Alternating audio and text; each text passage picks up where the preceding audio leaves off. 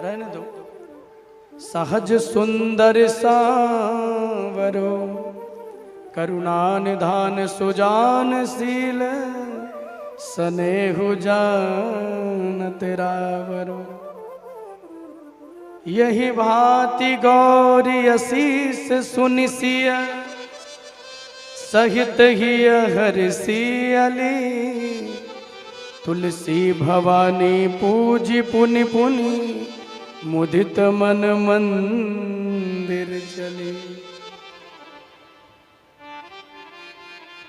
मनु जाहि राजो मिले सोबर।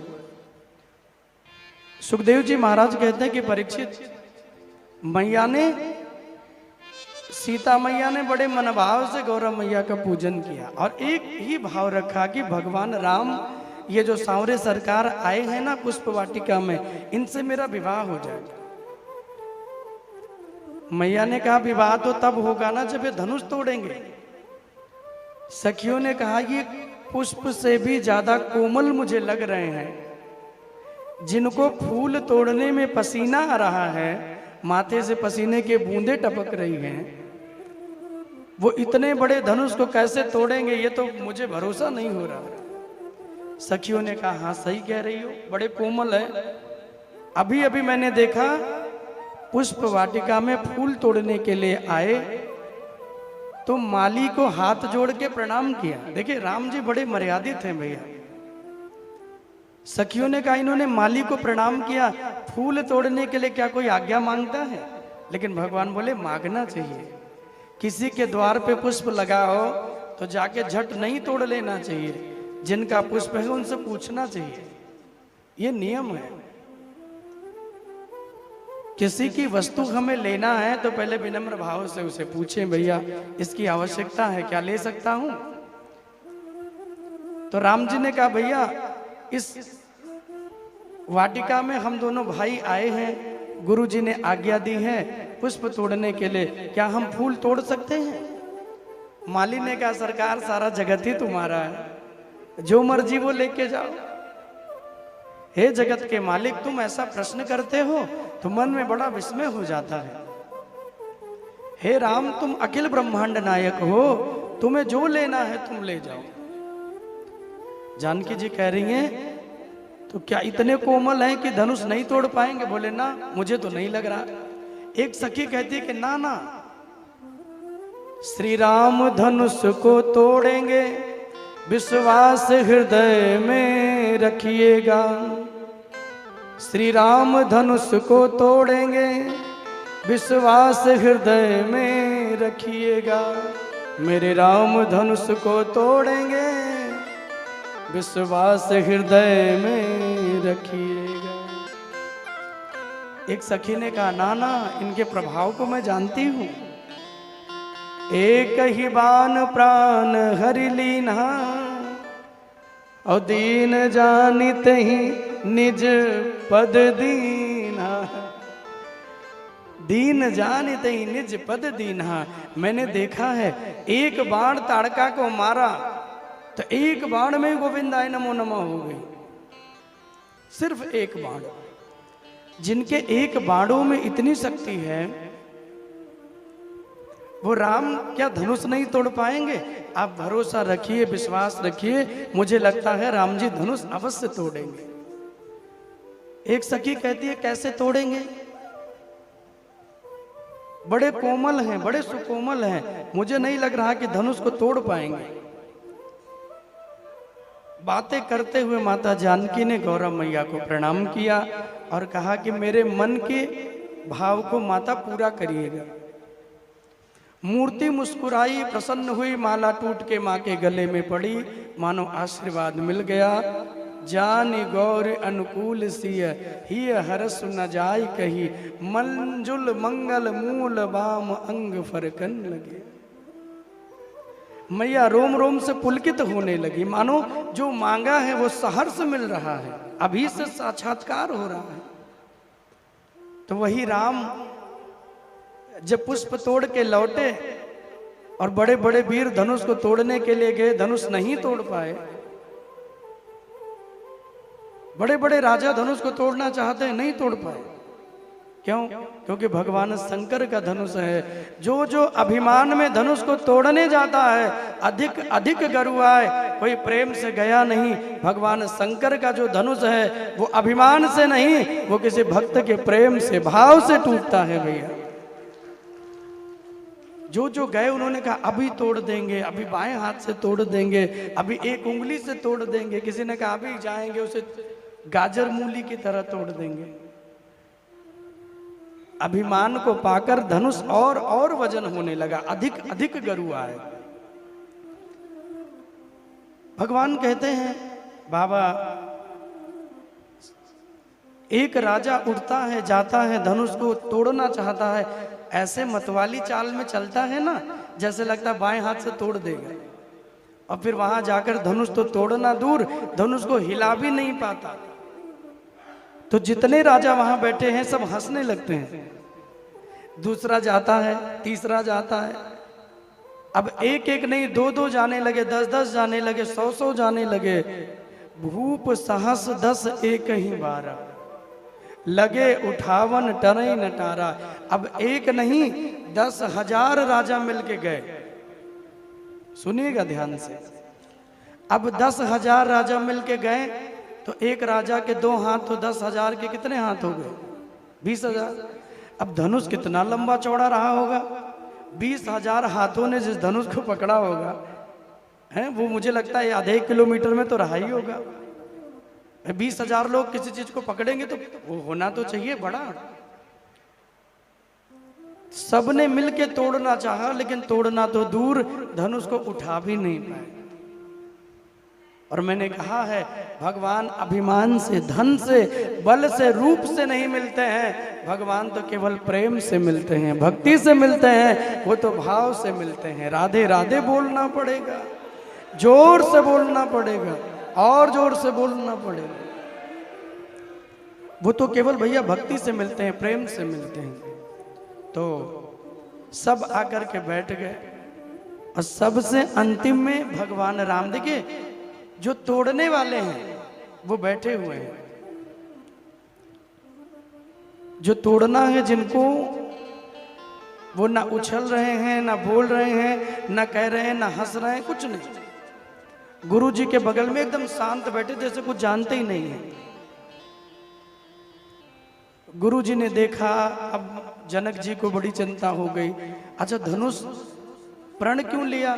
क्योंकि जानकी जी ने बाएं हाथ से धनुष को उठा लिया, उसके नीचे साफ सफाई कर दी और फिर धनुष को रख दिया। जनक जी ने कहा जो धनुष हमारे यहाँ इतने दिनों से रखा था, कोई उसे हिला नहीं पाता था, जानकी जी ने उसे उठा लिया। तो राजा ने प्रण ले लिया कि जो धनुष को तोड़ेगा वही सीता को वरण करेगा। अब प्रण तो ले लिया, लेकिन प्रण लेके चिंता हो गई कि इसी धरती पर रावण भी रहता है, बाणासुर भी रहता है, कहीं ऐसा ना हो वो धनुष तोड़ दे, बड़ा बलशाली है। जो सारी धरती को उठा लेता है बाणासुर, वो धनुष तोड़ देगा तो बेटी का विवाह राक्षस के संग करना पड़ेगा। जनक जी प्रण ले लिए, लेकिन दुखी हो गए, रोने लगे। और जब रोने लगे तो धरती माता प्रकट हो गई। धरती माता ने कहा कि राजन आप चिंता मत करो, क्योंकि सीता केवल तुम्हारी पुत्री नहीं है, सीता ही केवल तुम्हारी पुत्री नहीं है, सीता मेरी भी पुत्री है, क्योंकि धरती से प्रकट हुई है। इसलिए मैं माँ हूं, तो मेरा भी थोड़ा अधिकार अपने बेटी पर है। जनक जी ने कहा हाँ हाँ माँ, बिल्कुल अधिकार है, लेकिन मुझे चिंता इस बात की है कि कहीं रावण बाणासुर धनुष को न तोड़ दे। माता ने कहा आप चिंता मत करिए, कोई भी धनुष तोड़ने के लिए आएगा तो मैं धनुष को पकड़ के बैठी रहूंगी, छोड़ूंगी नहीं। कोई भी आएगा मैं पकड़े रहूंगी, धनुष उठा भी नहीं पाएगा। लेकिन याद रखना, जब मेरे दामाद जी आए तो मुझे बता देना, जब मेरे दामाद जी आए तो मुझे बता देना कि आ गए हैं, फिर मैं छोड़ दूंगी और प्रभु धनुष को तोड़ देंगे। जनक जी ने कहा हाँ माँ, तुम धनुष को पकड़ के बैठ जाना, और जैसे हमारे दामाद जी आएंगे मैं अपने चरणों से धरती पे 2 बार दबा दूंगा तो समझ लेना कि अब धनुष को छोड़ना है। मैया मान गई और जब धनुष तोड़ने वाले आए, कोई धनुष नहीं तोड़ पाया और ये सब झगड़ा होने लगा तो जनक जी बड़े दुखी हो गए। जनक जी ने भरी सभा में कह दिया कि लगता है धरती पर कोई वीर नहीं है जो धनुष को तोड़ सके। अब लक्ष्मण जी जहां बैठे हो, राम जी तो चूंकि बोलते नहीं है, लक्ष्मण जी थोड़ा गरम दल के नेता हैं, गरम दल के नेता हैं लक्ष्मण जी, उसके अध्यक्ष है मान लीजिए। तो ये झट खड़े हो गए, कही जनक जस अनुचित बानी। अरे राजा जनक, तुमने मूर्खों जैसी बात कर दी। जिस सभा में रघुकुल शिरोमणि मेरे भैया राम बैठे हों, वहां तुम कह रहे हो कि धरती वीरों से खाली हो गई। भैया राम के चरणों की सौगंध, इनको कुछ नहीं करना, ये केवल मुझको आज्ञा दे दें तो तुम धनुष की बात कर रहे हो। जनक जी, ये सड़ा गला पुराना धनुष, कितने धनुष हमने बचपन में खेल खेल में तोड़ दिए, ये धनुष कौन सा बड़ा है।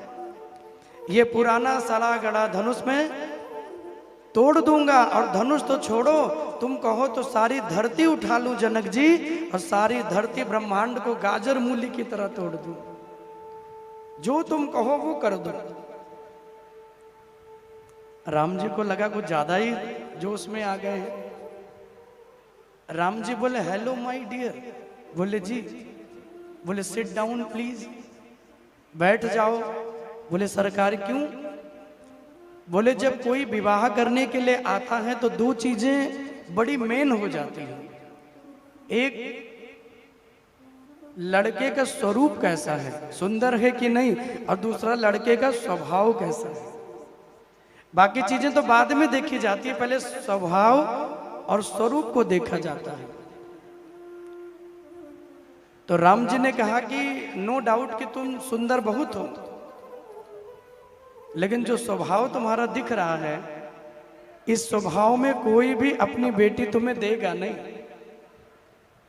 इसलिए विवाह करना चाहते हो लक्ष्मण तो बैठ जाओ। अब चूंकि प्रसंग वो बहुत बड़ा है, मैं बहुत कम में आपको बता रहा हूं, छोटे में। तो लक्ष्मण जी बैठ गए। अब देखो, विवाह की चर्चा ही ऐसी है भैया, विवाह की देवी की चर्चा ही ऐसी है कि जो इतने गरम दल के नेता हैं लक्ष्मण जी, विवाह का नाम सुन के वो भी शांत होके बैठ गए। भाई शादी करने तो आई है। भगवान बोले देखो, मेरे चक्कर में मत रहना, चूंकि मैं तो गुरु जी कहेंगे जाऊंगा, धनुष तोड़ूंगा, सीता जी आएंगी, बरमाला डालेंगी, तो मेरा तो फिक्स है कि मेरा होना है। और तुम्हारा तुम जानो, मेरा तो एकदम फाइनल है सब। मैं जाऊंगा, तोड़ूंगा, जानकी जी बरमाला लाके डाल देंगी। लेकिन तुम्हें अगर बेटी देने से मना कर दिया तो फिर हम नहीं जानते भैया। तो लक्ष्मण जी बैठ गए। गुरु जी ने कहा कि राम, बहुत सुंदर समय हो गया है, इसलिए जाओ धनुष को तोड़ो। विश्वामित्र समय शुभ जाने। बहुत ही सुंदर समय जानकर गुरु जी ने कहा कि राम, उठहूँ राम मन जहूँ भव चापा, हो मेटहूँ तात जनक परितापा। हे राम, तुम उठो और जाओ, जाकर के बहुत सुंदर समय में धनुष को तोड़ दो, जाकर के धनुष को तोड़ के आओ।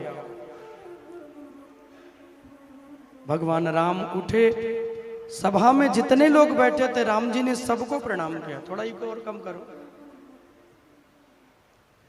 जितने लोग सभा में बैठे थे भगवान ने सबको प्रणाम किया। गुरु ही प्रणाम मन ही मन कीन्हा। उस सभा में जितने लोग बैठे थे सबको प्रणाम किया। और जब सबको नमन किया, राम जी चले और जाकर के धनुष के पास में खड़े हो गए। राम जी ने धनुष की परिक्रमा लगाई, परिक्रमा लगा के शिव जी का ध्यान किया। जनक जी ये बताना भूल गए, धरती माँ को कि दामाद जी आ गए, क्योंकि इतना लड़ाई झगड़े हो गए ना, तो जनक जी टेंशन में हो गए, भूल गए।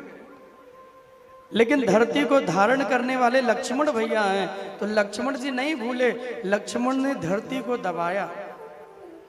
माता जानकी की ओर देखकर जब धरती को दबाए लक्ष्मण, धरती माँ ने कहा, हे लक्ष्मण क्या बात हो गई? तो लक्ष्मण ने कहा, मैया आपके दामाद जी धनुष को तोड़ने के लिए आ गए हैं, अब एक काम करो, जिस भार से तुमने धनुष को पकड़ा है अब धनुष को छोड़ दो। तो धरती माँ ने तुरंत धनुष को छोड़ा और भगवान राम धनुष को उठाकर प्रतंचा चढ़ाते हैं। और चूंकि वो तो जगत मालिक है, प्रभु राम के उस धनुष को उठाते ही धनुष दो खंड में टूट गई। बोले सीताराम चंद्र भगवान की जय हो।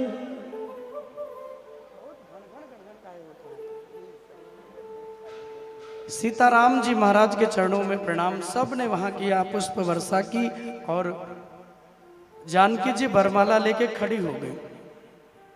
और जब जानकी जी बरमाला लेके खड़ी हुई तो सखियों ने कहा कि बरमाला पहना दो। जानकी जी पहनाना नहीं चाह रही, क्यों? क्योंकि जितनी देर मैं खड़ी रहूंगी उतना देर मेरे राघव का मुझे दर्शन होता रहेगा, अगर पहना दिया तो मुझे जाना पड़ेगा, इसलिए खड़ी रही। फिर सोच रही हैं मैं माला पहना दूंगी तो राम के चरणों का स्पर्श करना पड़ेगा, और भगवान के चरण में ही सबसे ज्यादा जादू है। गौतम नारी साप बस उपली देह धरी धीर, चरण कमल रज चाहती, कृपा करहूं रघुवीर। जानकी जी को याद आने लगा कि अहिल्या जो पत्थर की शिला बन के लेटी थी, भगवान के चरण रज का स्पर्श हो जाते ही वो सुंदर स्त्री बन गई। तो पत्थर अगर स्पर्श हो तो स्त्री बन जाए, तो अगर स्त्री स्पर्श हो जाए तो वो पत्थर न बन जाए। इसलिए जानकी जी को चिंता हुई, अगर मैं चरणों को भगवान के रखूंगी और वो चरण रज अगर मुझे लग गई तो कहीं मैं पत्थर न बन जाऊं, इस डर से बरमाला लेके खड़ी है। एक और कारण है बरमाला न पहनाने का, चूंकि भगवान बड़े हैं और जानकी जी छोटी हैं।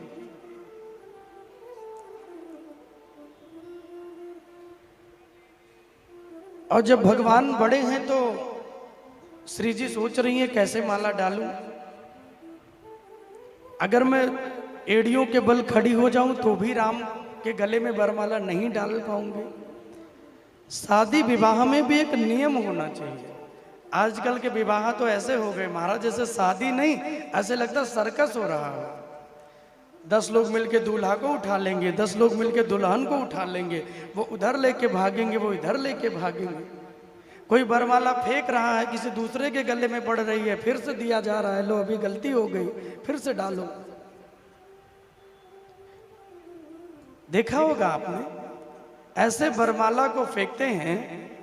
विवाह एक प्रेम का बंधन है भैया, उसके लिए भी कुछ नियम बताया गया है। ये नहीं कि बरमाला लेके फेंकते रहे, कितने बार नीचे गिर जाता है, कितने बार गले में नहीं पड़ता, कितनी बार टूट जाता है। इसलिए रस्मों को नियम पूर्वक निभाना चाहिए। जानकी जी सोच रही अगर मैं उछल के डालूंगी एड़ियों के बल तो अच्छी बात नहीं। लखन को लक्ष्मण जी को जानकी जी ने इशारा किया और इशारा करके कहा कि लक्ष्मण, हे शेष के अवतार मुझे दे दो सहारा, और भूलूंगी नहीं कभी मैं उपकार तुम्हारा। हे शेष के अवतार मुझे दे दो सहारा, भूलूंगी नहीं कभी मैं उपकार तुम्हारा, कि थोड़ी देर के लिए लखन धरती को उठा लो, ये भाभी तेरे भैया को जयमाल पहना ले। हे लक्ष्मण जी, थोड़ी देर के लिए आप धरती को उठा लीजिए और उतनी जगह में उठाना जितनी जगह में मैं खड़ी हूं। ऐसा मत करना कि पूरी धरती उठा लो, फिर तो बात बराबर हो जाएगी। जहां मैं खड़ी हूं उतनी जगह धरती को ऊंचा कर दो। लक्ष्मण जी ने कहा, मां ये कैसे होगा, कहीं ऊंचा कहीं नीचा, धरती ऐसे थोड़ी धारण की जाती है। मैंने अपने ऊपर धरती को एक समान धारण किया है। जानकी जी इशारों में कह रही हैं पुत्र, तो गले में वरमाला कैसे डालूंगी। देखिए, भाभी को मां कहा जाता है और देवर को पुत्र के रूप में प्रेम किया जाता है। आजकल लोगों ने देवर भाभी के रिश्ते को भी मजाक बना लिया। देवर है तो रंग लगा रहे हैं, देवर है तो कुछ भी कह रहे हैं। देवर को पुत्र कहा गया, भाभी को मां कहा गया। लक्ष्मण जी ने सीता मां के मुखमंडल की ओर कभी देखा ही नहीं। नजरों को झुका के जानकी जी के चरणों का ही दर्शन करते हैं। जो इतने सौम्य हो, जो इतना नियम से रहते हो, वो भगवान के भाई हो सकते हैं। वो शेषनाग के स्वरूप में हो सकते हैं जिन्होंने धरती को धारण किया। कभी भी जानकी मां के मुख को देखा ही नहीं। मां मान के भी चरणों का ही दर्शन करते हैं। लक्ष्मण जी ने कहा, मैया वरमाला डालना है। बोले हाँ। बोले तो तुम चिंता मत करो, हम उसके लिए उपाय करते हैं। हे शेष के अवतार मुझे दे दो सहारा, भूलूंगी नहीं कभी मैं उपकार तुम्हारा। थोड़ी देर के लिए लखन धरती को उठा लो, ये भाभी तेरे भैया को जयमाल पहना ले। तो लक्ष्मण जी बोले, मैया इतना सुन के लक्ष्मण फौरन हुए खड़े, श्री राम जी के चरणों में झट जा के गिर पड़े। सुन के खड़े हुए चरणों में लेट गए। और जब चरणों में लेट गए तो लक्ष्मण जी चाहते हैं कि भगवान झुक करके मुझे उठाने लगे और उसी समय जानकी जी वरमाला डाल दे। तो इतना सुन के लक्ष्मण फौरन हुए खड़े, श्री राम जी के चरणों में झट जाके गिर पड़े। श्री राम जी भी जान गए दोनों की बात को, सर नीचा कर उठाने लगे लखन लाल को। इतने में जानकी ने जयमाल डाल दी, जय रामचंद्र आपकी जय जय हो जानकी, जय रामचंद्र आपकी जय जय हो जानकी। बोले सियावर रामचंद्र की जय हो। जाकर के लक्ष्मण जी चरणों में लेट गए। और यहां लक्ष्मण जी लेटे तो राम जी सोच रहे हैं, विवाह करने से पहले बड़े भैया को प्रणाम करने के लिए आया है, बहुत अच्छी बात है, खुश रहो, खूब आशीर्वाद दिया। लेकिन जब 15 मिनट हो गए लक्ष्मण जी उठे नहीं। भगवान बोले, उठ जा भैया।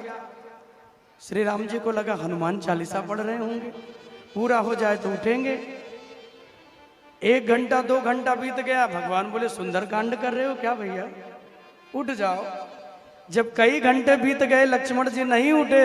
भगवान बोले, उठ जा लखन, क्या पूरी रामायण करके उठेगा? अरे अब उठ जा, तुझे आशीर्वाद दे दिया, राधे राधे बोलना पड़ेगा, जोर से बोलना पड़ेगा। बोले उठ जाओ भैया। तो लक्ष्मण जी जो चाहते हैं कि मुझे झुक के उठाइए, भैया के प्रेम में भगवान राम झुक के लक्ष्मण को प्रेम में उठाने लगे। और जैसे राम जी झुके वैसे वरमाला लेके जानकी जी खड़ी, गले में वरमाला डाल दिया। तो इसलिए विवाह में दूल्हा दुल्हन को लेके सर्कस नहीं करना चाहिए, उन्हें अच्छे से वरमाला डालने का मौका देना चाहिए, यहाँ वहाँ लेके भागना नहीं चाहिए, इधर उधर बरमाला फेंकनी नहीं चाहिए। आपके गले में कोई बरमाला डाले, अच्छे से पहना दे विक्रांत भैया, तो आनंद आता है कि यहां से फेंक के पहना दे तो आएगा। प्रेम में जो आनंद है वो और किसी वस्तु में कहां है भैया। इसलिए बरमाले की रस्म को बड़े नियम से निभाना चाहिए। तो ऐसे भगवान राम जो बड़े ही मर्यादित हैं, भगवान बड़ी मर्यादा में भगवान ने जीवन को जिया, एक पत्नी व्रत धर्म को भगवान ने निभाया, उनको मर्यादा पुरुषोत्तम कहा गया। लेकिन जो हमारे कन्हैया हैं, जो टेढ़ी टांग वाले सरकार हैं, उनको तो विवाह भी करना हुआ तो एक दो नहीं 16,108 विवाह हो गए। इसीलिए कहते हैं कि राम जी ने जो किया है, राम जी ने जो कहा है वो करना चाहिए। राम जी ने जो किया, जो कहा, उस मार्ग पे हमें चलना चाहिए। लेकिन कृष्ण ने जो किया है उस मार्ग पे नहीं चलना चाहिए। भगवान ने गीता में जो बोला है उस मार्ग पे चलना चाहिए। सर्व धर्म परित्यज्य मामेकम शरणम व्रज। गीता में भगवान कहते हैं, अर्जुन तू सारे कर्मों धर्मों को छोड़कर एकमात्र मेरी शरण में आ जा, तेरी सारी बिगड़ी में बना दूंगा। कोई मेरे मार्ग पे चलकर तो देखे, उसके मार्ग के सारे कांटे ना हटा दूं तो कहना। कोई मेरी ओर कदम तो बढ़ाए, मैं उसके लिए हजारों कदम से ना दौड़ पड़ूं तो कहना। कोई मेरा भक्त तो बने, मैं उसकी हर विपत्तियों को ना काट दूं तो कहना। तो ऐसे हैं भगवान कन्हैया, जो सारे कर्मों धर्मों को छोड़कर भगवान के शरणागति लेता है, उससे भगवान कभी दूर नहीं होती। कलयुग में ऐसे कहीं पुण्य धाम नहीं थे। एक संत जी ने बहुत सुंदर बात कही कि कलयुग में ऐसे कहीं पुण्य धाम नहीं थे, भारत की तरह धर्म के आयाम नहीं थे। रावण के खानदान के होंगे वो दोस्तों, रावण के खानदान के होंगे वो दोस्तों, जो लोग कह रहे कि कभी राम नहीं है, जो लोग कह रहे थे कभी राम नहीं। जब पुण्य है तो कैसे कहें पाप नहीं है, वरदान है तो कैसे कहें श्राप नहीं है। जब ये कहा कि राम नहीं तो ये लगा, जब ये कहा कि राम नहीं थे तो ये लगा, जैसे वो कह रहे हो उनके बाप नहीं थे, जैसे वो कह रहे हो उनके बाप नहीं थे। तो भगवान राम तो भैया कण कण में बसते हैं। कोई कहे कि राम नहीं है तो वो तो सबसे बड़ा मूर्ख है इस दुनिया में। राम तो सर्वव्यापक हैं, वो तो कण कण में बसते हैं भैया। बस कोई उन्हें देखने वाला होना चाहिए, कोई उस नजरों से उन्हें देखने वाला होना चाहिए। और उनके परम भक्त अगर कोई हैं, भगवान शंकर, हमारे भैया भी कह रहे थे शिव जी का भजन आज सुना दीजिएगा, तो आइए भगवान शंकर के चरणों में प्रणाम करेंगे। और आप लोग थोड़ा झूमते हुए आज विश्राम